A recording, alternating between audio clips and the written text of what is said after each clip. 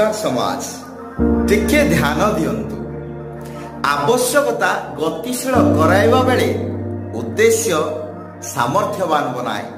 जदि आपण जीवन में सतरे जितवा को चाहूथांती तेबे केवल आपण कोन चाहूछंती बा आपण को उद्देश्य कोन तार ऊपर ध्यान केंद्रित करंतु ना कि केवल आपण को आवश्यकता ऊपर।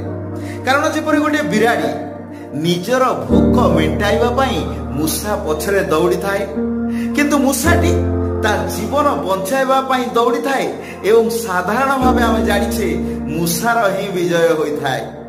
यार अर्थ हेउछि उद्देश्य प्रेरित जीवनधारा आवश्यकता पूर्ण जीवनधारा ठारू अधिक शक्तिशाली होई थाए और मूल्यवान होई थाए।